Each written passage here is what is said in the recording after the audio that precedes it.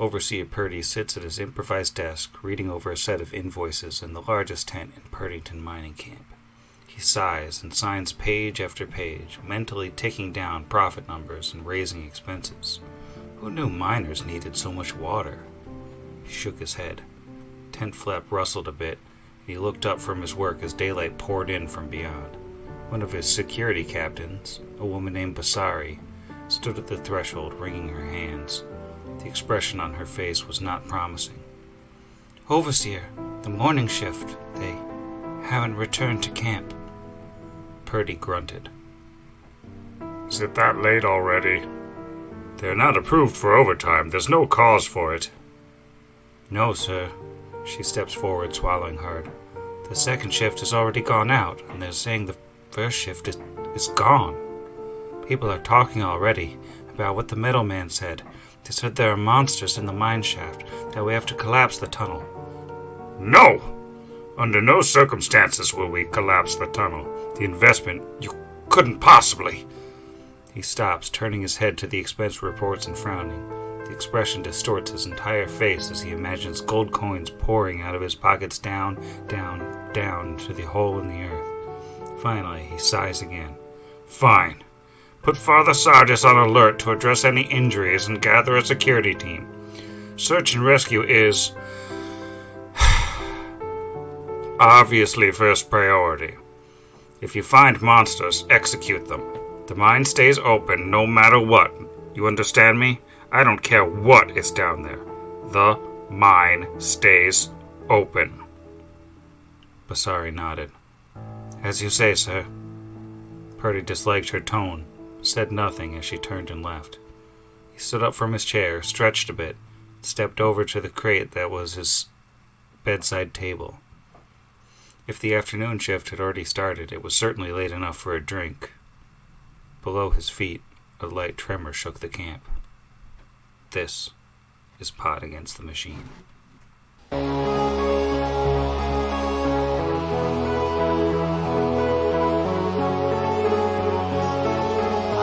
Pot Against the Machine.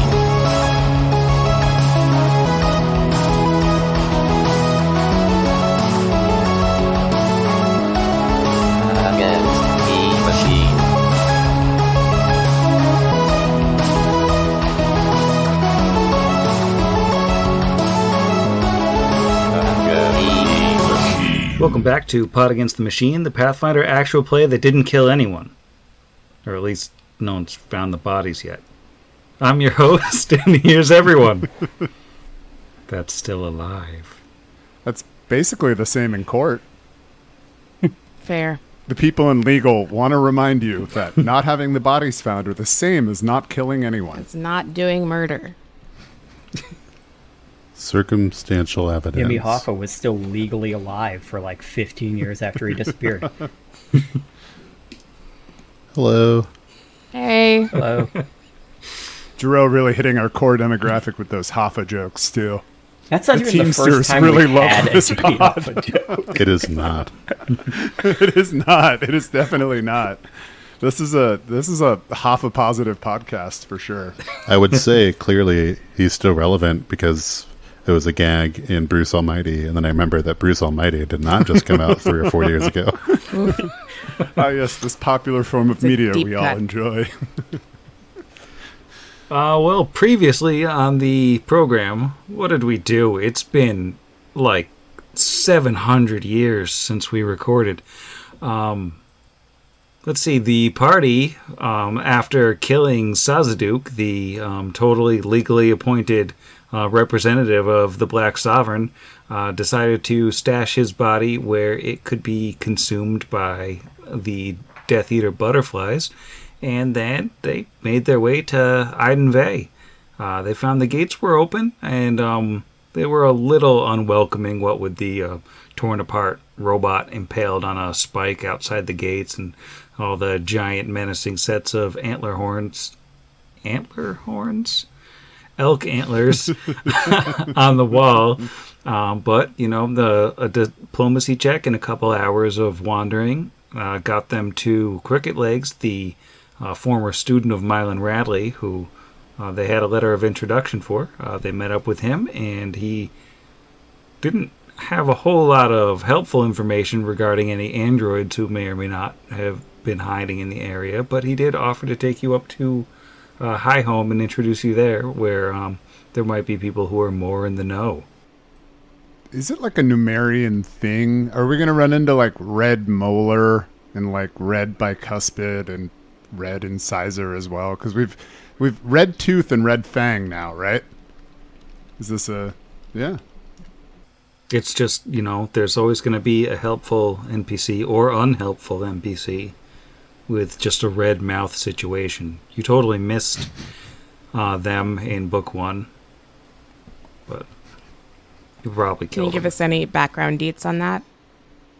Also, does this red person have the ability to heal all of us when we inevitably dive into some combat and then it doesn't turn out well? I mean, Crooked Legs will heal us. Great. Well, that's He's also coming to what do you the have, introduction. your new creepy friend Alwyn for. He can heal everybody. Yes, but you're no NPC cleric. I would like to point out that Cricket Legs, while he is a devotee of Pharasma and is the keeper of the local boneyard, is not a cleric of any kind. He's a lay priest. Oh, he'll figure it out. There's I was going to say just prepare Bone Shaker in all of your spell slots, but on second thought, we do need your healing. I mean, when you learn from Mylan Radley, you're not going to necessarily be in the goddess's best graces, maybe. Or he's just more into digging holes and seeing sad people. I mean, I haven't read like Undersea Gods page to cover to cover, so I don't know if anywhere it requires you to have divine spell casting in order to be an official clergy member. So I don't know. I think he's more of an undertaker, really, than an official priest. So professional wrestler. Yeah, he wrestles. That's actually what The happened with his dead? legs. Yeah, he was doing one of those walk across the top rope things. And it got all crickety. You'll never suplex a train if you can't suplex a half orc. Is that a Final Fantasy reference? Mm-hmm. Nice. I missed that whole which is the best one discussion. And I think we all agreed it was 15. Nope. Literally only you. That's what the pretty voice in the car? Yeah. The bro adventure. It's the bro Yeah. adventure. Well, back in the actual episode of 20 minutes later, Cricket Legs is leading you up to the High Home, which is the largest building in town, perched up on a hillock at the center of Iadenveigher. This hillock, of course, doesn't have any purple fire spraying out of it. But you can see as you approach the building, like this place is a big complex, multiple floors. Looks like it's kind of a combination tavern and community center. And Cricket Legs would be sort of explaining this on the way, that they have it sort of set up to welcome visitors, not that they get a whole ton of visitors. And but he'll say, this isn't, I remember my voice completely. This isn't the most welcoming town in general, but I should be able to get you at least a little bit of Red Fang's time. And he runs the, what's it called, the High Home these days, so you'll be in good hands with him. He knows the area. He is on the Deadeye Council. All that good stuff. What's the Deadeye Council? Cricket Legs will give you a little bit of a weird look and then say, the Deadeye Council is basically the town council for Iadenveigher, but, everything here is kind of Deadeye this and Deadeye that, It's the whole big Erastil situation. It's the main thing. Basically, everything here is either elk or Deadeye or the old stag or,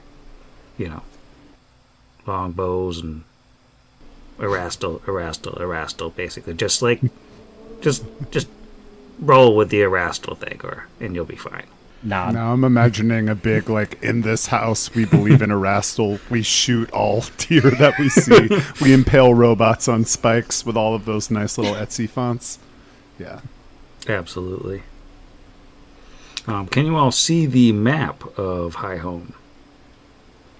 Yes. Indeed. See it. Oh, yep, there it is. I was just zoomed out too far. All right.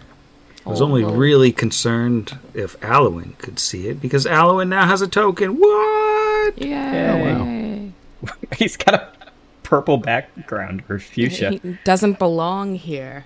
He's normal. He's just a normal little guy. That's the I also normal like that, background in the colony. My token is on top of the like blackness cutting off the bottom of the map, but Asher and Brixby's, at least on my screen, is under it. So it looks like I'm on a that's the different same. token layer. It's the same for all of us. All three of Yeah. you are under the little black guy there, so I am F. really curious to learn more about the traditional Italian kitchen off to the west side. It just has that like floor pattern that just tells me there's some good stuff going on in there. Well, when you're here, you're family. Bonafesta. So is old man Daniel Radcliffe there, Cricket Legs? Yeah, old man Daniel Radcliffe is Cricket Legs. So Old man Manuel Dan. Radcliffe. I'll pop him up on the screen. And then like, as he leads you into High Home, right now there's not a ton of people present, but the main person that you see is this probably mid-30s, just absolutely profoundly hairy man with bright red hair, long beard like dwarf style, and a long head of red hair. He has just the brightest red mouth that you have ever seen on a humanoid. It's weird. It's like he's been eaten like a red popsicle and just went to town on it. Is it shiny like gloss? Would you say it's poppin'?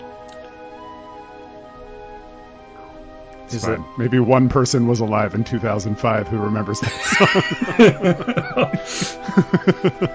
song. I'm like, I know there's something. I know that's a reference to something, but 2005 is I'm too new surprised for I pop didn't culture. get it, because I usually am the one to get your song references, but I did not get that one. It's my first time mentioning Lil Mama on this I was podcast. gonna say that's but the one certainly not I've the actually last. gotten. I understand that reference. It's Izzy and I's Venn diagram this time. So it doesn't look like he's like a what are they called, the like half human half djinn ones. Like it's not like it's got fire inside his mouth. It's just a Efreet? weird color. It's Yeah, just, Efreet. yeah, it looks like it's just some really unusual pigmentation kind of in his face, and he's like rushing around and like sort of barely glances up as you all come in and goes back to whatever it is he's doing in the back of the room. And then over on the other side of the room, there's a second red-haired human man sitting down at a table. He's just like eating a meal, and he'll glance up at you as well, but not say a whole lot. And as Cricket Legs leads you all in here, he'll kind of clear his throat. And Red Fang will eventually stop and look up and say, "What is it, Cricket Legs? I'm busy here." And Cricket Legs says, "I have some visitors here from," and he'll look back at you. Where did you say you were from? Torch, most recently. Visitors from Torch. They come recommended by Mylan Radley, my mentor. He's a great man, a good man. Certainly, probably believes in Erastil or worships Erastil. And Red Maw says, not Red Maw, you did it. You ruined me, Zach. Did it. You monster." He says, "Spit it out. What do you want?" And he'll look at the lot of you, and Cricket Legs, I think, a little bit intimidated, maybe steps off to the side just a little bit. Dang it, now I'm going to call him Red Maw. Red Fang? Red Fang. Got him. Well met, Red Fang. We thank you for your hospitality and warm welcome here at the High Home. We have come from Torch, as Master Edlund has said, and, well, we're expecting to meet a friend here who we are assured will, in fact, if he isn't already here, be here soon. So, I suppose I'm wondering if you've seen two people. One, a Kellid man with some burn scars along the side of his face. And also, if you've seen any women here from not part of the larger group that recently came to town, but perhaps one that's come to town of the past couple of months, perhaps. He'll step forward, just kind of taking a look at all of you, and he goes, "First of all, name's Adrian Ashworth. Only my friends call me Red Fang. Red Fang. I know my nickname. You don't know my nickname.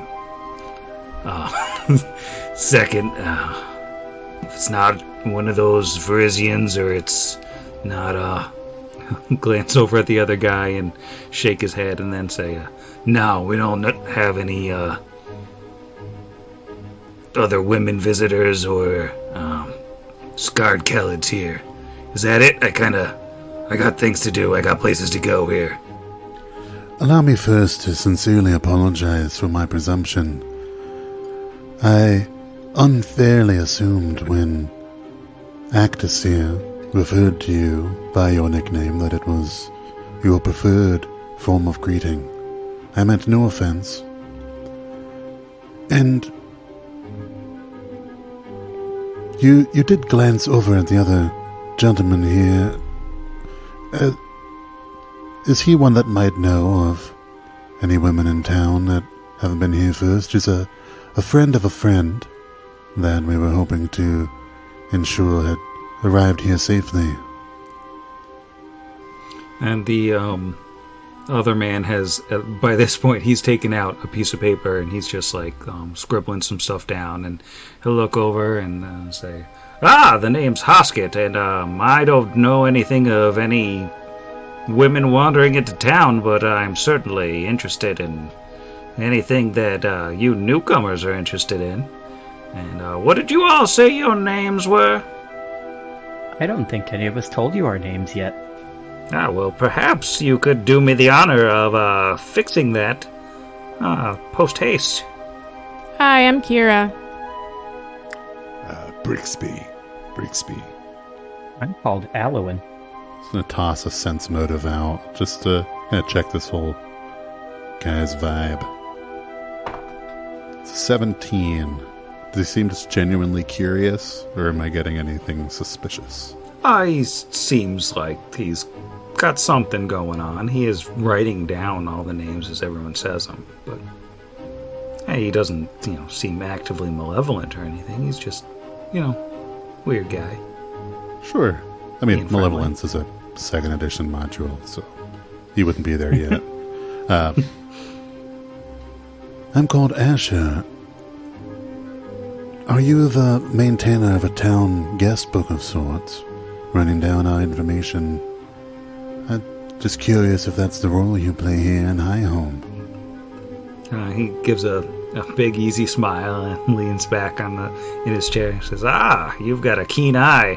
I keep a record of things for the town. I sort of watch over the people here, It's always important to keep track of the comings and goings of strangers. We don't get a whole lot here, and, often as not, when people wander in off the road, it means trouble. I respect the responsibility that you hold and admire how well you care for your community. It's of the utmost importance to ensure everyone's safety. Rastal. Yes, we certainly don't come motivated by or accompanied by any sort of danger. or trouble, as it were. Simply on our way through the Numerian plains and hoping to meet up with our friends. And Red Fang goes, well, as great as all these introductions are, but you're free to stay in High Home while you're here, or you can camp out down at the lumberyard if that's more your style. But we do have beds here, and there's nobody else currently taking up space. So I do have business to attend to. If you could, and he waves his hand like he's scooting you away from the door. Asher can, and he waves back. I also enjoyed our introductions, one of my favorite things that we do here. And we may well take you up on your offer to stay. I don't know how long we'll really be in town, but the least we could do in exchange for your hospitality is to make ourselves useful. If there's anything that we could do to contribute to pay our way to any monsters or troublesome creatures about that have been bothering you that we could assist with, or even more commonplace tasks that could just benefit from an extra hand. Yeah, like if you need someone to make sure your bed is comfortable. We're really good at doing that. None. He smiles and says, all right, you want to make yourselves useful? Well, we have a little bit of a problem trusting Outlanders, as my friend Hoskett here said. We've always been a self-sufficient settlement, no need for trade, always taking care of ourselves. And, it's a dangerous world out there, I'm sure you can understand. But, I got a lot to do. You can take one of my tasks off my hands and go check out old Jevik's farm north of the wall. He complained a few days ago that there was some kind of beast wandering through his fields. It's not the first time he said something like that. It's always nothing. So if you want to head out there and pick off whatever giant killer bunny or whatever it is. Sometimes he says it's robots, sometimes he says it's mutants, but it's nothing. You want to take care of Jevik, take that off my hands at least. Maybe then I can have a little bit more time to help you find your missing people. How do you know it's nothing? Every couple weeks he cries wolf. It's a robot, or it's a mutant, or it's zombies, but, we head out there and, maybe it'll be a dog, or a rusty spring that got cut up in a tree. It's never anything. Oh yeah, we had one of those types in Torch. How does Jeddick feel about potatoes? Other tubers. I think he mostly grows corn, but he might be okay with potatoes. Excellent. That's all I need to know. XP turns off to just... Well, Mr. Ashworth, thank you for entrusting us with this task. We'll see to it post-haste, as you say. And if our friend comes, can you tell him where we are? Oh, the Kelid.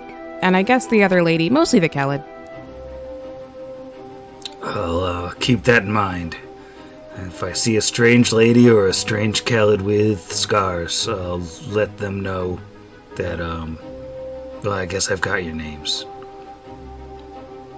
That you're looking for. Thank you. He'll tip his hat.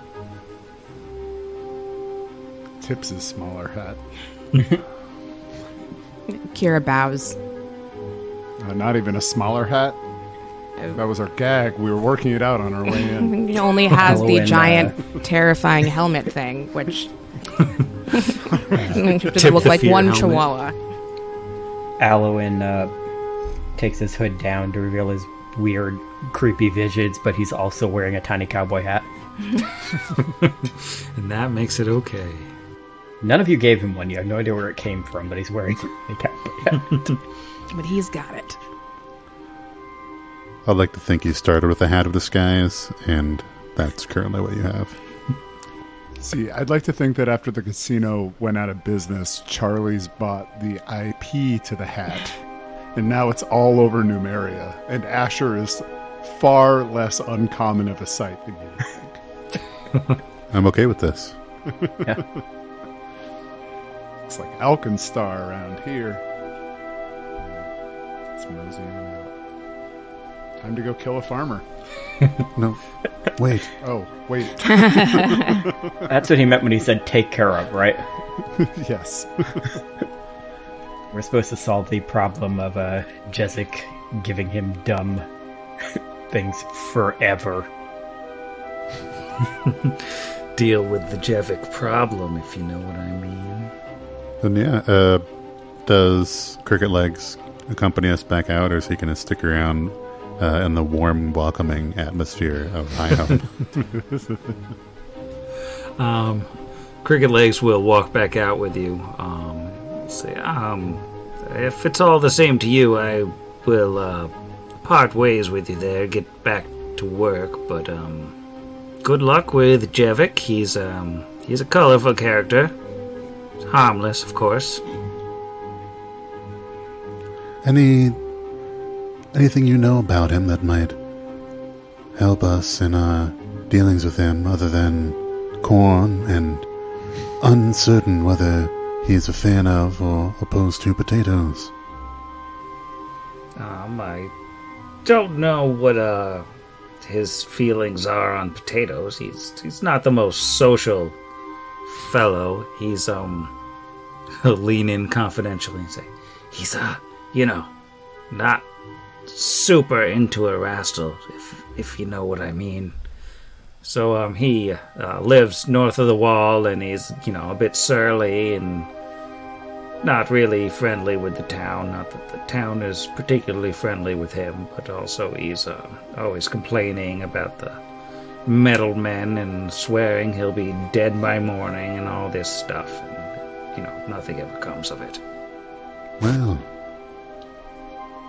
sounds like somebody who could just maybe use a good friend, a listening ear, someone who hasn't been deafened to his cries for help. Alright, so what's the plan? Gonna go burn down this farm? Yep. At Took least. the words right out of my mouth. I know how you guys work. Get a bunch of foxes, tie their tails together, torches. I don't know, it's in the Old Testament somewhere. Do we need to physically step out of the Oh, yeah, diner? there's a whole outside. There's like a yellow brick road and everything. Oh, road. Oh yeah, we got map assets for days here. Ooh. A random map I found on the internet. So, are the four of us in the chain of chihuahuas? Oh, I forgot that she just has a chain of chihuahuas Just a over her chain. shoulder. See, I thought about it recently, and I was envisioning Kira as like one of those New York dog walkers with like 46 chihuahuas just attached that they then pick up as like a cat of 46 chihuahua tails. I don't know if that actually works. They but- somehow I'm scooped them pretty all sure. up. It just looks like they're like tied to a board. They're Like they just got all- little like baby carriers like up under their arms, and they're just all attached in a row on this 2x4. Yeah, they're all in one giant baby Bjorn, just barking endlessly. I look forward to our cross-promotional Baby Bjorn coming soon to the Pot Against the Machine shop. Getting some mileage out of that. It's 6 feet tall and only holds dogs. only holds multiples of dozens You of dogs need at least a time. 12 Yeah. chihuahuas. Yeah, if you don't fill it, it won't be balanced. It'll just be a disaster. So, I mean, they've told you that he's outside the North Gate, basically. on a big farm up there. Are you heading straight that way? You gonna basically forget about that and go do something else, or what's the plan? If there's an opportunity to fight a fake giant bunny, I'm down. Yeah, and kill Promise some to time help, while yeah. we wait for our friend Vargas to show up. Definitely showing up. Definitely showing up. He told Yeah, me no. so. Mm-hmm. Well, So we may That's as well do my this only for- other No, thought. he did. It's canon at this point. He left. He doesn't control the narrative anymore. Brixby does. Yeah, there's nobody left to contradict Brixby's version of the story. yeah, fair. You And could it's- just be like, what? I thought he was coming for sure. I don't know if that's the unfair thing that happened in this situation. I would like to relitigate how unfair it was initially. But we don't have enough time in this episode and to murder this farmer. So let's do that first, and then we'll do it with any of the remaining time. Minor gripe. Guess we're here now. There he was. I like the idea that Brixby can just see him out of his peripheral vision, and he turns around and he's gone. Just continuously seeing flashes of Vargas everywhere he looks. Flashes I of see Vargas. his face everywhere. It'd be horrifying. He does not have the most pleasant face to look at. So Say it's a face only a mother could love, but that's up for debate. Ouch. This is not because you put us on a map, but I was waiting for the jokes about killing the farmer to end. Brixby does cast his 7 hours of mage armor at one point. Even if we're going to diplomatize with a farmer, Yeah. you need to be well armored accordingly. And I think when Alan sees him cast it, he once again also casts his own, like he did before. But I think this time he's gonna kind of walk over to Brixby as he sees him cast it and say, "When you do that, what is that you're doing with that piece of what is that?" And he's looking at It's the leather. piece of leather. Yeah. Yeah, it's leather. Well, I just, I'm sure there's a lot of different ways to do it, but I lick it like this, and I stick it to my body, and then it just kind of grows out from there. Very strange. wanna- How come you Yeah. don't just cast the spell? Well, do you not like to taste your magic? Yeah, definitely. Totally normal, not strange. as you approach Jevik's farm, well before you actually see a farmhouse, you can smell pigs. The unmistakable odor of pigs, and a tall roadside hedge blocks basically the entire property off from view along the road, which is sort of how you know where you are, because he's very insular and sort of has built his own wall out of plants. But if you come This off the the hedge? road, yeah, here's the road here, and I placed you all a little bit off the road for no reason, and then here's the sort of cutout in the hedge where it opens up onto his property, where you can smell the pigs quite strongly. Asher, do you see any prints? Any large bunnies, robots, zombies, or... No. With a natural one, I'm just going to take that one and say, I don't know if it's the distracting smell of the pigs or maybe the shadows from the hedge. I'm having a difficult time seeing any discernible tracks. Maybe it's just where you are right now. Nobody's come up the farm road for a bit, it looks like, but from where you're standing, you can see a farmhouse with a little fence around it, and then another fence leading off to some pig pens over to the east over there. No, over to the west. I reversed the compass. But you can't see a whole lot from where you are if you'd like to approach. We'll just step up to this little fork in the road. Oh. Asher was going to call out in a friendly voice, knowing that this person is not trusting of the town. I would hate to be, someone think we're trespassing on his property. That sounds like a very Asher thing to do, yeah. Farmer Jevick, are you presently here? We have come to see if you need any assistance with the wild beast you recently reported to the town. Is it a bunny? And there's no response. Dang.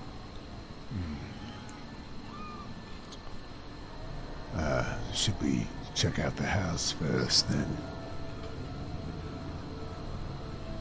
Asher's journey in this podcast started at the tavern and asking if and being told a woman fell and she couldn't get up. And how fitting, poetically, that this is where he dies. Let's go to the farmhouse. Farmer Jevick, have you fallen and need assistance righting yourself? Once again, there's no response. There's kind of an eerie silence over the farm.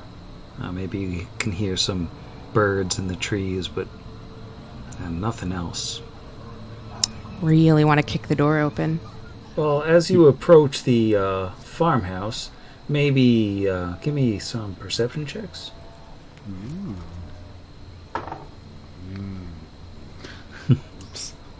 1d20 not equal 3, eh?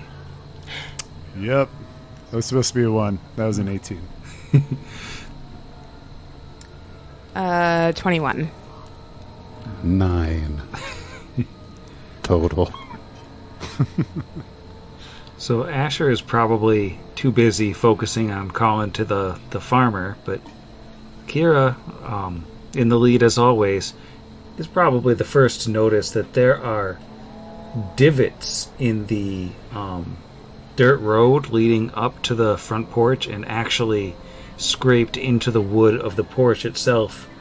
These big, dugouts, like somebody, jammed a metal shield in to the ground and, scraped it. And they actually, they look a little bit caked with some kind of dark, dried liquid.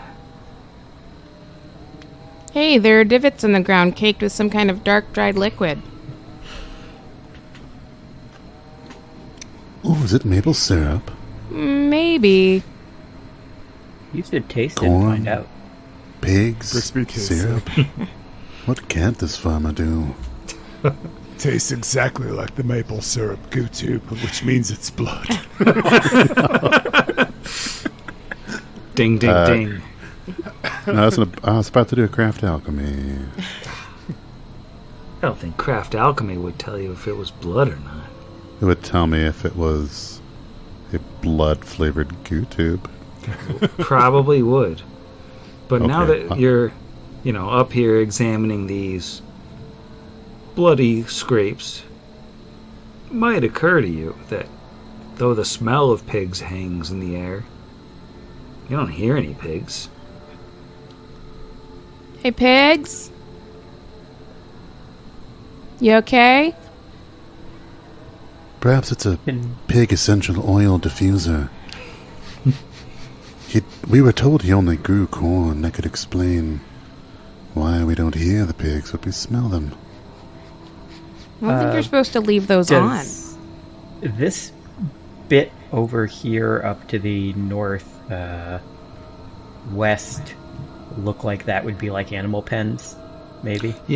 Yeah, those look like sort of pigsties or something to that effect. Elowen will say, I don't hear any animals. That's very strange, and will kind of walk towards where he can see these pens.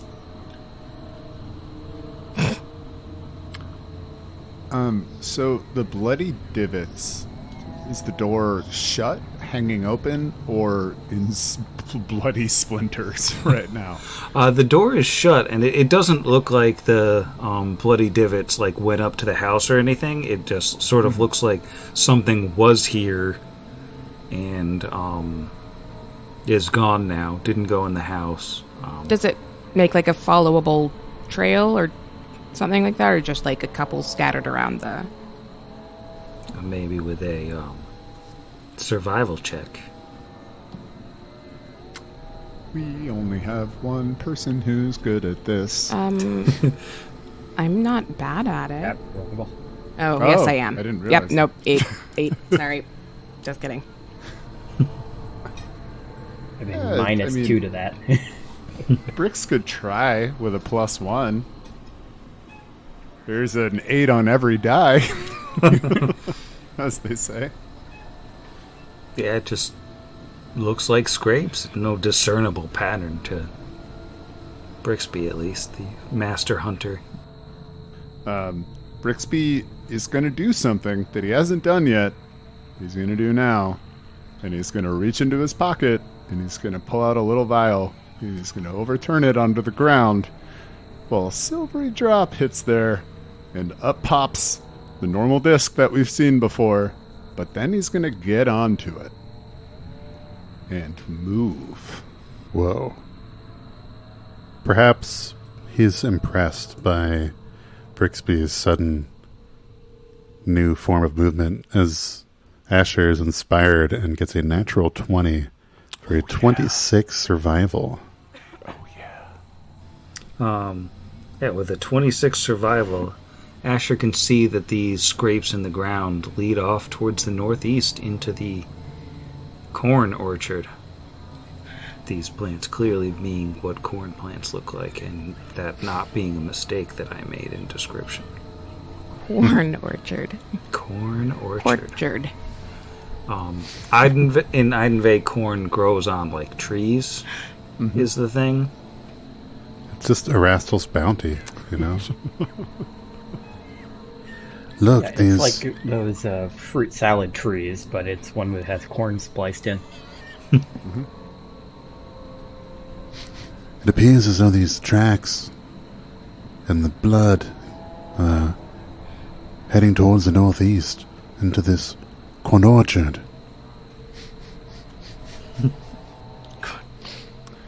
Oh, I'd also like to point out that with the 3 feet that floating disc is that, with his 3'6" stature, that puts Brixby at 6'6" when he's riding the disc. Wow. So he's just going to grab that tallest sticker on his way by and just apply it to himself. Is that your height? Because if so, then anytime someone gets on like a horse, they could just take it back. Yeah, but you could. Okay. Noted. Doing a lot of switching. But not for now. There's Wow. no horses now. He's really grown up before our eyes. Big baby Brixie. Asher will draw his +1 pistol. Halloween. Now, I do notice as Asher is sort of drawing his pistol and headed off to the northeast, Alwyn seems to have gone a different direction. Perfect. Check out those pigs. He Or non-pigs. he does like to befriend animals. Yeah, he wandered off to find the animals. He's terrifying them too. Adorable. Alright, so let's deal with Alwyn over by the pig pens. And it looks like as he comes over, the smell is very strong in this area, but the wallows have dried out, the feed bags are torn apart, and it looks like all the grain and rotting vegetables that was stored up for the pigs is gone, and by now it should be abundantly clear as Alwyn approaches the larger building. There are no pigs. So it's not that there's like dead, like they didn't get attacked by something. They're just not there at all. There's no sign of any pigs, but it looks like the basically like a swinging kind of barn door thing that's just on a hinge and doesn't really, not like a real house door, but like a little makeshift door. Just a quick examination shows that it's been like torn apart, put back together, and like has like all different generations of wood on it. Looks like it's been rebuilt several times. He's going to start to reach out towards that door and then realize that nobody else followed him and turn around and go back to the rest of the party. You got it. And he will relay what he saw. He'll say, the pigs are all missing, but there's some kind of barn or something there, maybe? Like there used to be pigs? Seems like you're right, Asher. It's a classic case of pig potpourri. See, I was wondering if perhaps maybe in your haste you didn't notice the sensei plugged in near the door. If you put it near a doorway, it really helps the natural airflow to spread the good sense around. Is this when Asher brings us into his MLM? I'm going to say, and then Asher tells us that for just 200 gold. Yes. I happen to have a few openings. I actually really think that you would be great. Did you want to make your own schedule and be your own boss? You're chaotic neutral, Brixby. Of course you want to be your own boss. Sell these leggings, hun. Let's go. To be clear, Alwyn was able to see into that building, see that. Oh, he could. I thought you said the door was closed. I'm sorry. The so door the building was empty. Okay. Yeah, it wasn't like a solid door. It was like a assemblage. Yeah, of like a swinging, boards. like a saloon door type thing. Yeah, the kind of thing that's there to keep the pigs in. Really, it failed. The pigs have run Okay, so off. he'll adjust what he says to. There's a weird barn there, but the pigs weren't anywhere.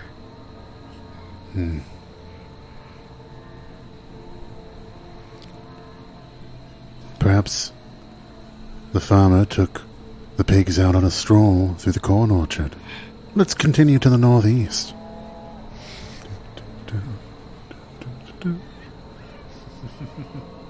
As Asher heads to the northeast, it does look like whatever trail you're following cut through the trees. And, the corn trees are so thick this time of year Oh, yeah. that you can't see through to the other side, really, without pushing in between the rows. But, Wait a minute. Shall I unmute my Firefox so I don't miss any witch cackling? I have no witch cackling this time. Alright. But just know that though you cannot see through this wall of corn trees, they are permeable. You can walk through them. Numerian weeping corn. It actually cries. That's how it works. We do some sort of other sensory check to see whether villains wait on the other side of the corn. If you'd like. Yeah, I could do that. No, I can't. No. Could be villains, you could say. Asher's gonna detect evil 60 feet. No evil detected. Perfect. So, is there a definitive trail heading north or west at this point? It actually goes to the northeast through the trees. Okay. Northeast. Corn trees. Oh, man. Briggs dashes back to the house. I just got dropped inside the house trying to move myself. I wait. Dive through a window. Dibs. 60 feet, detect evil. Scooting forward. No evil 60 detected. feet maximum of my vision. Cool. Then Asher will kind of continue up to the north. It looks like another crossroads of corn trees. And then we'll do a survival. It's another nat 1. Just wheeling low. Oh no. Well, you're far enough north that you're basically back to the hedgerow that encircles the property. And it doesn't look like whatever it was came this far. So you're probably west of wherever it went. Asher, seeing that these are permeable tree membranes, and vamping well, Tree Zach brains. refreshes, steps to the east thinking, well, I'm almost to the hedge, perhaps it's something through this way, and then his thoughts catch in his thought throat as he lays eyes upon something that is many squares in diameter and does not at all look like a corn farmer. Not moved far enough ahead. Not to generalize, but no corn farmer he's ever seen. As you cross through that hedge, why don't you give me a stealth check? Anybody who's basically stepping out. All right. So, what do we have for stealth checks? Alwyn, who shoved through without saying anything immediately after he saw Asher go through, was lucky enough to roll a natural 18, so his +3 stealth isn't useless, and he has a 21. Alwyn slips seamlessly through the hedge. You said roll. What are we rolling? Stealth. Stealth. I'm guessing to make sure the corn doesn't make noise when we climb through the branches. Oh, okay. Well, The stride is flying disc. Brixby gets a 30. With a 19 on the die. No benefit from the flying disc, in case anyone's wondering at home. Well, no mechanical benefit, but Well, the if flavor it has benefit. tremor sense or something. He basically surfs through, I would say. I was going to say, I feel like Sam should give you a bonus even on top of that ridiculously high roll because you're not touching anything. How about Kira and Asher as you come around this corner? that's an 11. That's not great. -2 to my stealth. Forgot about that. Oh. Well, I feel better with my 12. Well, Asher and Kira, they make a little bit of noise coming through that hedge or coming around the hedge, maybe some clanking armor, some weeping of the corn as it gets disturbed.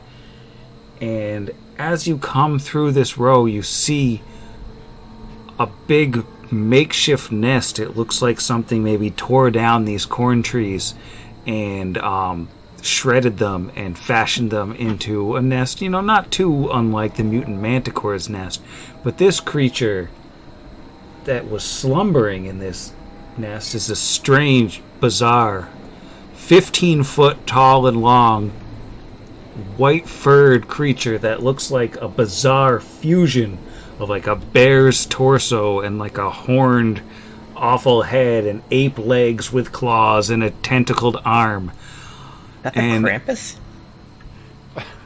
It's much bigger than a Krampus. How dare you? And it goes, as Asher snaps through the twigs, and the corn goes, why? Because it's Numerian weeping corn. It pops up, opens an eye, and goes. Roll for initiative. We're just here to find the thing on your farm. Don't freak out. Is it wearing a farmer's hat? No visible farmer's hats. Oh man. Let's see. So what do we got for Asher's init? Asher rolled a 2 for a 7. That's not very good.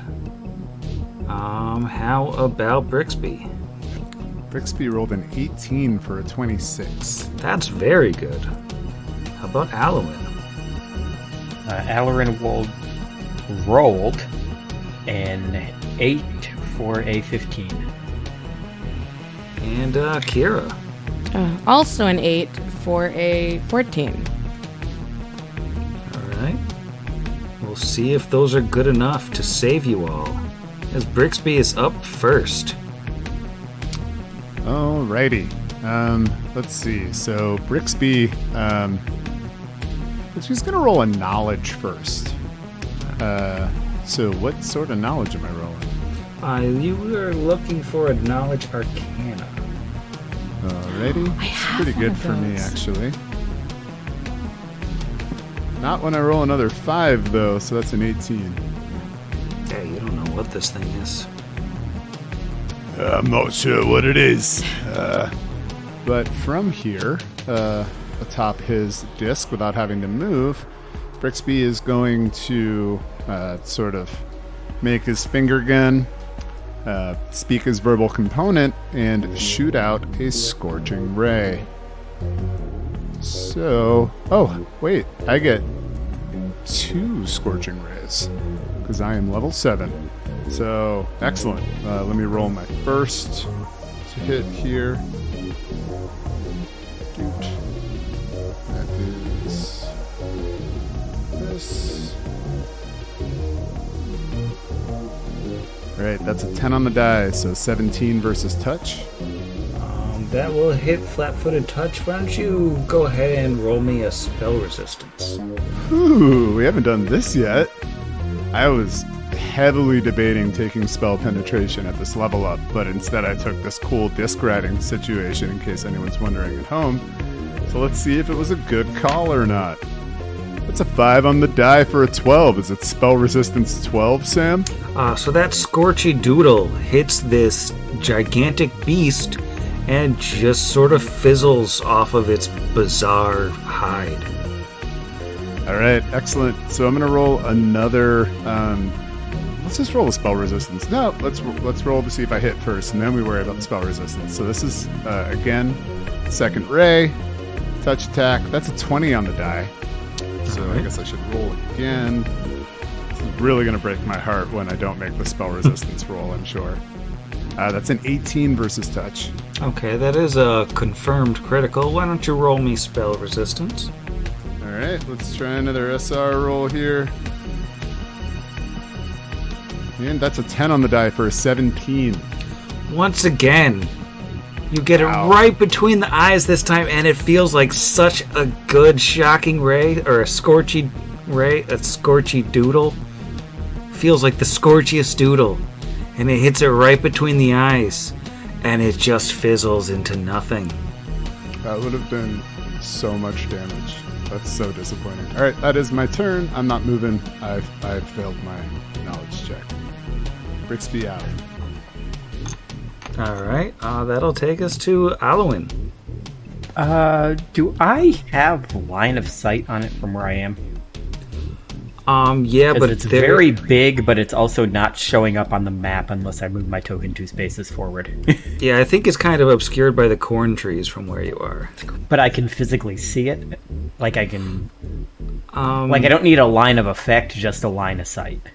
Yeah, I think you can see it just kind of barely around the corner. But yeah, no line of effect right now. But rather than cast anything, he's just going to use another one of his weird abilities that he has. And you see what appears to be just outer space appear around this thing. And it needs to make me a fortitude save. Is this subject to spell resistance? I don't know. It is a supernatural ability. Okay, so probably not. I don't see spell resistance listed. I assume it's not mind affected? No, it is not mind affecting. Alright. Fortitude save, you say? Yes. That's a 19. That is just barely a save by 1. So that's going to be half damage. Which is 4d6 halved. So half of 13 rounded down would be 6. So it takes 6 points of cold damage. Alright, and that seems to go through just fine.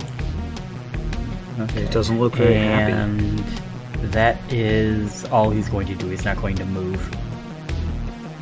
All right.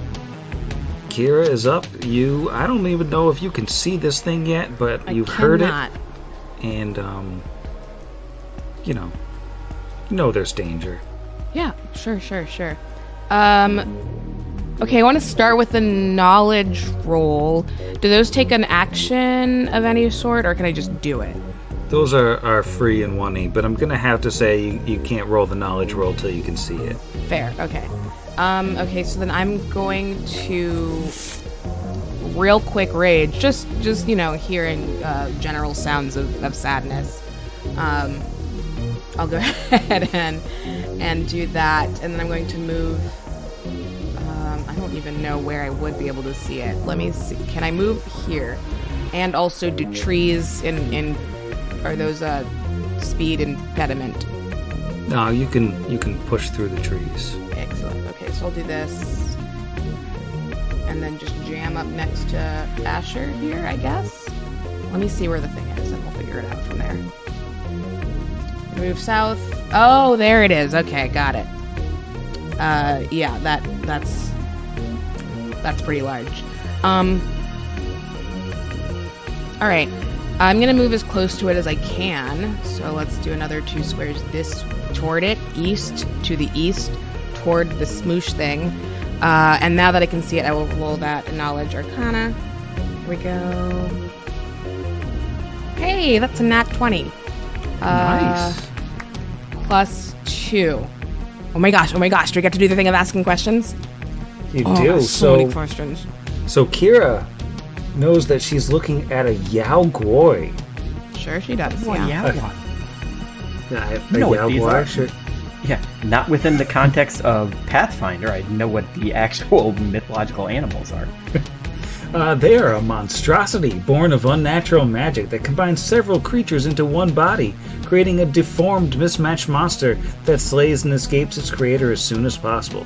No two Yaogoi look the same, but most have similar abilities. Invariably, the torment of its genesis and the ongoing pain of its existence leave a Yaogoi violently insane and prone to attacking at the slightest provocation. And you can ask one question about this magical beast. Choose wisely. Okay. So we usually we ask about resistances, special attacks, and then a third one that I can't remember. So I'm going to say those first 2. And then I'm also going to look meaningfully at my castmates, but not Sam, and be like, do we have a preference? Looking meaningfully. I was just going to respond in this, but so what we normally wind up asking are special attacks, special defenses, special qualities is the other one. Abilities. Or abilities, yeah, whatever you wind up calling it. And then there are subsets of these things, special defenses is the second question to figure out what damage reduction it might have, or etc. I mean, personally, I usually think special attacks is kind of the best way to go. A little of that is metagamey because, like, we have a slight idea that it has spell resistance, but does not appear to have at least some elemental resistance. Because Jiro was able to get some cold damage off. But again, that's pretty metagamey, so you can roll it any way you like. I mean, I feel like you at least saw that go down, so that feels fair. All right, let's go with special attacks then. Will I regret moving up close to it? Who can say? Well, you can tell from where you're standing about 10 feet away from this huge creature, mechanically huge, that it can reach you where you're standing. It can totally reach 10 feet. And it looks like, it could bite you. It could claw you with either of those big gorilla arms.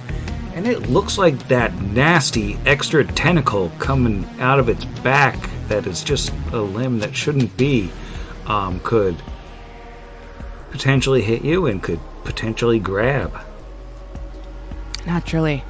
Cool. All right, so Kira will rapidly convey all this to her team members. I think my mom told me about these. They're kind of bad. Don't let it touch you. she's going to stay where she is, using that movement to pull out Lucy, because it's been a crisp minute, and I don't think I want to get any closer right now, but I would love to use a chainsaw at some point. For now, though, I would love to use my full action. I haven't done that yet, right? Yeah, no. As a, I'm going to attempt to smoosh. Smoosh with a hammer. Where's my hammer? There it is.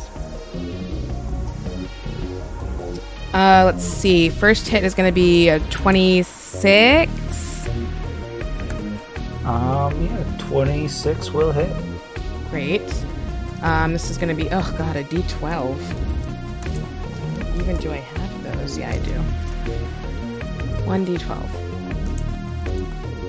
Oh, nice. That's a 16 points of initial smoosh. Well, the good news is that hit it. That's good, but it doesn't look like it was 16 points. It looks like it was fewer than that. It looks like it was fewer than 16 points of smooshing. And I'm going to try again. Just wait. No, just yeah. the one Okay, attack, just kidding. Okay. Yep. Full thing. Right. Okay, so that's the end of my turn. Great. All right. That'll bring us to Asher. You might want to kill this in one turn to. Oh.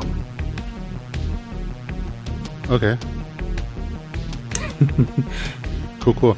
Let's see. The likelihood of that happening depends on a couple things. One, as Asher sees this definitely aberrant thing and clearly insane, hopefully evil, because he is going to spend a swift action to smite evil.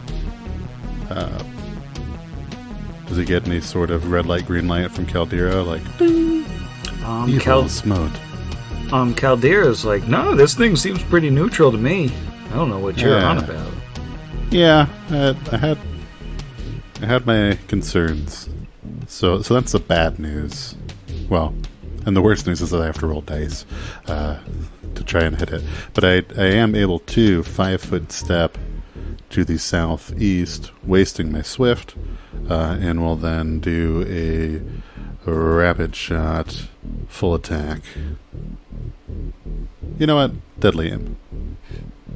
We're gonna start with the mundane, add in a couple paper, and maybe do some damage.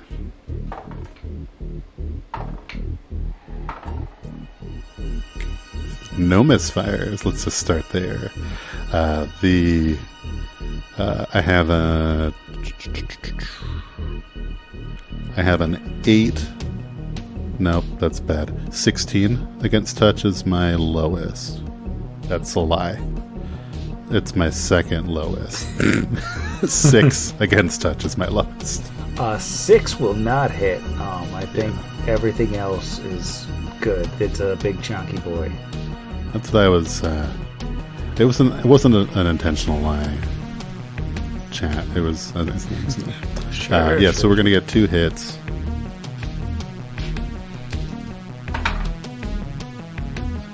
I don't have clustered shots, so this is going to be coming across individually if DR comes into play. 6 off of one and 12 off of another.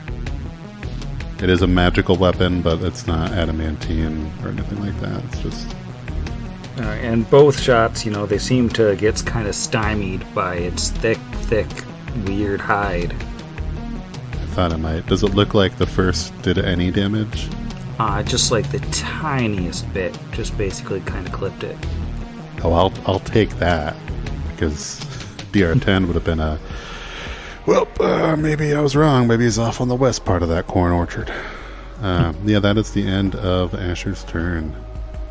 Alright, well, that will take us to the Yaogoi. And, its wounds start knitting themselves shut just the tiniest bit. So, like maybe a little bullet scrape goes away, maybe a little smoosh attack debruises a little. And then I'm afraid Kira gets the wrath. Power attack will be on. Surely not a full attack, though, because we haven't played in like a month, so... That's true, and this is going to be really bad. You don't have to start with that. It's just going to be so bad, You got this. is the problem. 21 on the bite? Yeah, no, that'll do it. That'll hit. Okay. Probably should have shielded. Forgot about that. Let's see.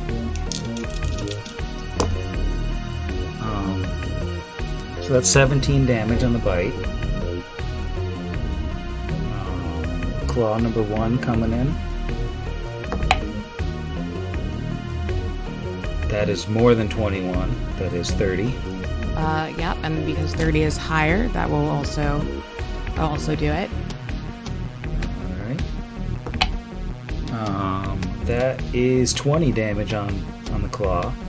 I misspoke when I said claw number 1. Only 1 claw attack, it looks like. Oh, well, See? we're fine. So, nothing. And then the tentacle on its back is going to come swinging in. Natural 1 on the tentacle. Ooh. That's the end of this creature's turn. I'm fine. I haven't even grabbed yet. It's pretty angry that it didn't get to grab you. But it can't do anything else right now. And Brixby is back up for round 2. It's unfortunate that I didn't say that I loaded or put the rod in a more convenient spot, so I'll just do this without it. Brixby acknowledging that this is really not his sort of fight. I'm not going to waste a bunch of spell slots on something when I have to roll over a 10 at least to hit SR.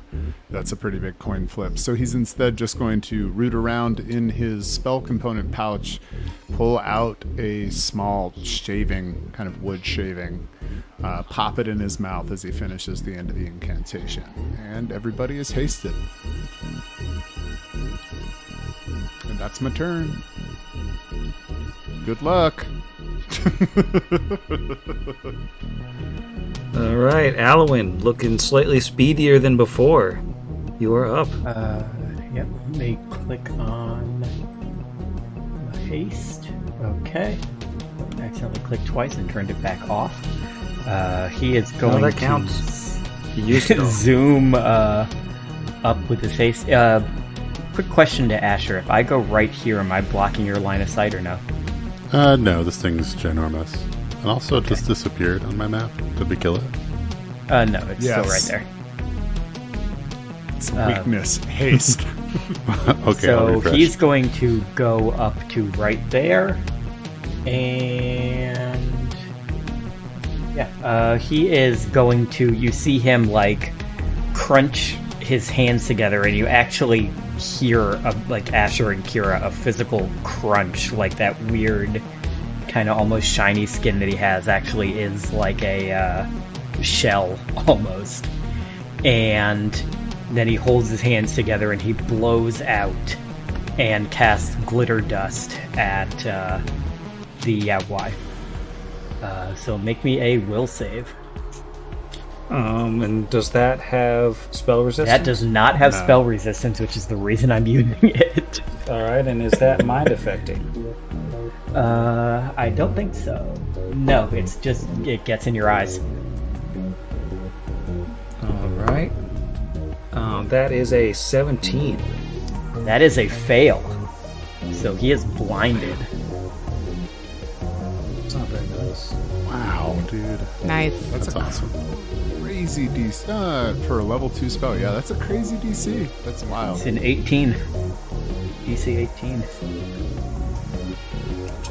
DC 8. Is what my other one was, too, that he just barely beat. Yeah, so he is blind, and that is my turn. Alright, Kira is up.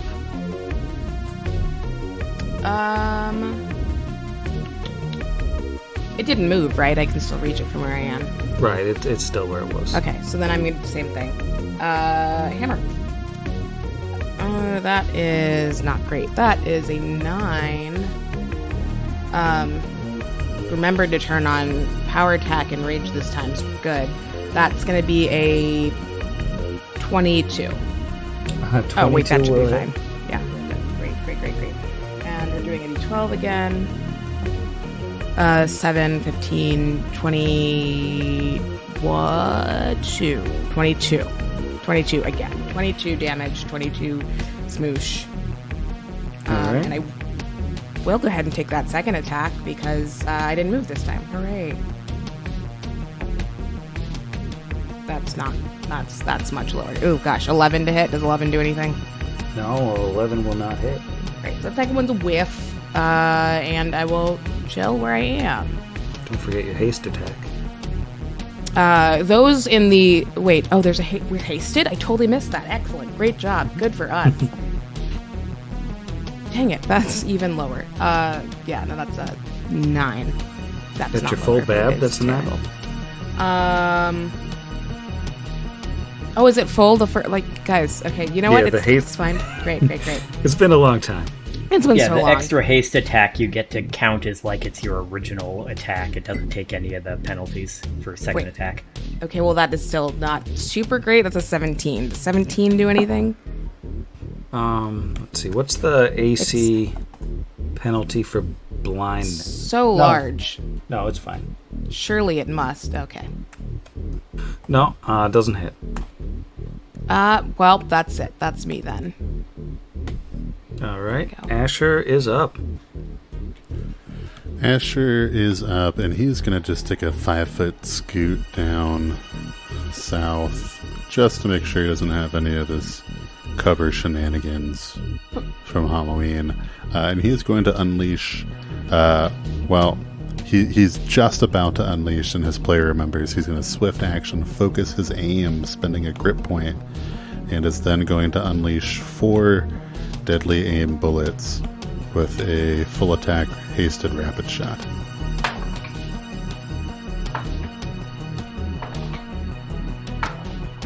No crits, no fumbles. For real, lowest one is a 15 against touch. Looks like you have all hits. Yes. So let's see, that is going to be 10 on the first, Okay. and then 17 on the second, Wow. 16 on the third, and 17 on the fourth. Max Jeez. on 7, 8, 6, and with that focused aim and deadly aim, that gives me a +9 on each of my attacks. Wow. Well, it looks like though that didn't all go through, but that was a big chunk on the big fella. Yeah, he's feeling the haste from Brixby, and he's a little nervous for Kira. And these paper cartridges that have given him problems before, he is just getting a little more confident and just popping them in and firing them out. And he lands 4 shots against this giant creature, and maybe it'll turn its attention from his friend and come and get him. Alright, so the Yao Guoi, which was just hurt very badly, is very upset. But at the same time, it can't see anything. But at the same time, it knows where at least one person is. Can you do your will save at the beginning or end of your turn? It says it's at the end. I was just looking at it. Okay. So, it's gonna try to bite Kira, because it knows where she is. It can reach her. It doesn't have to move and risk falling down or anything. So that is only an 18 to hit on the bite. That might work with raging. No, it doesn't. Am I forgetting something? I'm gonna say no? That feels like it should, though. Do I have something checked that shouldn't be checked? Haste is going to increase your AC. Oh my gosh! Brick saved me. Then I'm good. Haha, 18. Alright, so the claw is coming. That is a 29 to hit. That is higher than 18. Okay. So yeah, yeah. So, but it can't see you. No, it can't. So, you're fine, right? Blur. Does it count? You probably don't need a blur if you can't see me already. I think the higher one, Superseded. yeah, Yeah. takes over. It'd be awesome if it added them together and it was like a 75%. So I'm going to roll my percentiles and say that the high hits. So that's just a 32, but weirdly, I want to roll them again. Blind That fight. is weird. And that's a 57. Yikes. Oh no. Tough He loves being blind. luck. This guy. He fights blind. His favorite thing. So that's 18 damage on the claw. And he's just going to bust out that tentacle one more time. I think the tentacle is gross and dumb. That is a 20 on the dot. Yeah, that's pretty good. It's pretty good. Read numbers. Yeah, that's an 83. So we're gonna low damage, only 14 damage, plus a free attempt to grab. Constantly being grabbed. It's probably not good at grabbing, though. It's probably Super not. bad at grabbing. It's a bad roll. 23. Versus my CMD? Yeah, your CMD. 24. Yeah. Hazy. Sucks at grabbing. Wow, so you are not grabbed.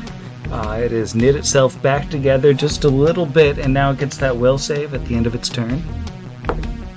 That's a 17 again. I believe that's a fail. Indeed. I don't like it. Still It's not my blind. spell, but I'm going to answer for Jerome. It loves being blind. It What was loves the being roll? blind. Sorry, I was looking up. It's a If it was 17. less than 18, it's still blind. It was. It was less by 1.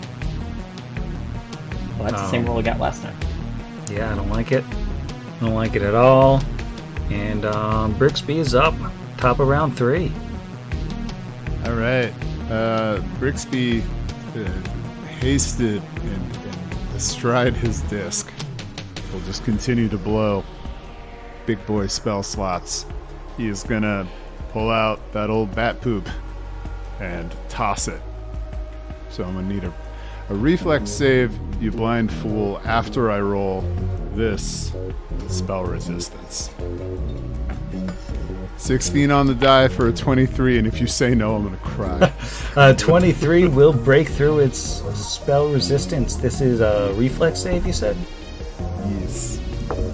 Alright, that is only a 16. That is a fail. So it's time to roll the D6ers. Not so bad. That's a 30. That's a lot. It's a real lot. It's a real- It looks very unhealthy.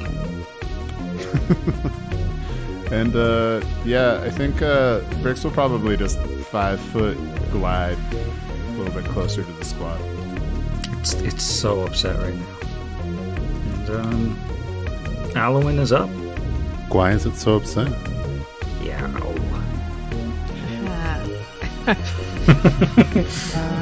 Let's see. So, question: where is it from where we are? Is it right here? Yeah. Okay. How is Kira physically attacking it earlier? She's got a reach weapon. Oh, Yeah. okay. All right. That's what And was the second confusing me. I'm like, diagonal. did it move and my thing hasn't updated? Okay. That's what it is. I'm just trying to think, like, I have a +6 to spell resistance. But that still means I don't know what I gotta roll to. Actually, no, but is it, does it roll or do I roll? Now I'm really confused. You roll. You I roll. roll, You yeah, and roll I a gotta D20 beat and you its add spell 6. resistance. Yeah, my brain Yeah. is not working because I'm still trying to think of too much other stuff to do. Which you can metagame a little bit is higher than a 17, which I Yeah. failed at rolling a flat 10. Yeah. You know, I got haste. I can do a bunch of different things. So the first thing he's gonna do is probably very stupid. But he is going to glide up to it. We have to be within 5 feet of Asher to get bonus on that thing. 10. Right? So he's used... 10. He's still too far away. I don't think there's anywhere I could have moved to that I would have been within 10 feet of you and been able to physically touch this thing. No. No. But if you're physically touching it, you don't have to worry about precise shot anyway. Oh, yeah, true. Yeah. It would just be for ranged. Yeah. But he's not doing a ranged touch, he's doing a touch. So he kind of just glides up to this thing and reaches out and puts his hand on it and rolls spell resistance, which is a +6. Oh, okay, that'll work. If it doesn't, we're all screwed. That is a 25. Yeah, 25 will beat its spell resistance. Okay, so as he touches it, it suddenly just bursts out in a number of light wounds and takes 1d8 +1 per caster level. So I rolled that wrong, so it would just be the first one, which was a 3, 4, 5, 6. So that is 6 points of negative damage. Alright, Because I'm dumb and I was rolling a d8 per caster level instead of adding a +1 per caster level. Which would have been amazing, but would not work. Internally, it's just wishing that it could take AOs while blinded, but it cannot. So he will not take a swing with his mace, because that would not work unless he was Magus. Okay, that's his turn. Alright, Kira is up. She's gonna run away and full withdraw. Her turn's over. Gross. Nope, gonna keep attacking with my Lucerne hammer. Let's see. First one, 16 plus 14. 30?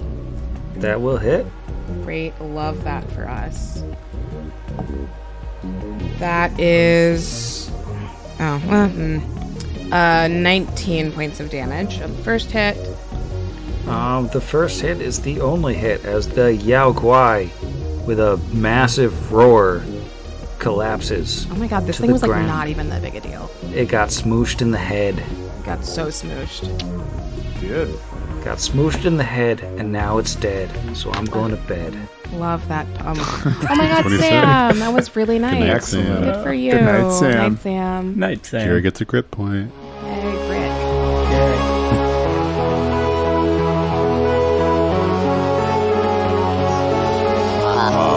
Against the machine.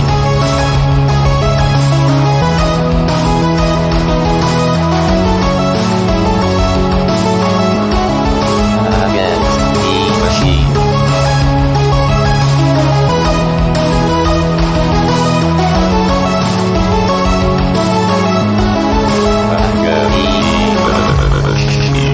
Pot Against the Machine is property of Network Against the Machine LLC, all rights reserved. Pathfinder and the Iron Gods Adventure Path are property of Paizo Publishing.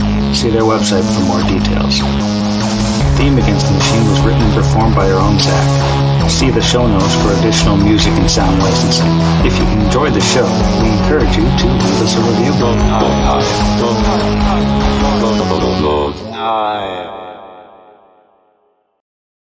That's the one where you have to buy a bunch of extra stuff to learn the story because they took the cutscenes out and released them separately. Oh, I just waited until the DLC was part of the... Well, because they were selling it as the... Never mind. This is not relevant to the game. No, that's a great idea, though, when we start releasing the DLC for Pot Against the Machine. Want to know what happened between Scene A and Scene B? $4.99. I mean, we could do what... Monolith Soft did with Xenosaga, and when episode 2 came out, if you pre-ordered it, you got a free DVD of all the cutscenes from episode 1. Oh, DVDs Well, that's what are Final fun. Fantasy Topical. 15 did, but the only way you could see those cutscenes was to buy the DVD. They were not in the game. Let's get the DVDs. Maybe one night I should stream all of the cutscenes from Xenosaga episode 1. Yes, you should. I don't think I've ever cracked the plastic on that particular DVD case. I don't know if we're the first, but I really want to be the proudest on the market of IAPP for in actual play Pot cast purchases. We're the EA of actual plays. Nope. Good night, Sam. There's going to be this is pause for edit. There's going to be a little sound effect here, and then a voice is going to come on and say, "Please insert 25 cents to continue podcast." I don't know how in-app purchases work. I mean, that you have to buy. The sad thing is you have to buy the quarter slot to USB-C adapter to be able to put the quarters in your phone. And then Not able also, to get the lightning thing. you don't pay the 25 cents and then get to continue the episode. You pay the 25 cents and you get a loot box with a 1 in 10 chance of containing the rest of the episode, and the rest are just skins for Brixby.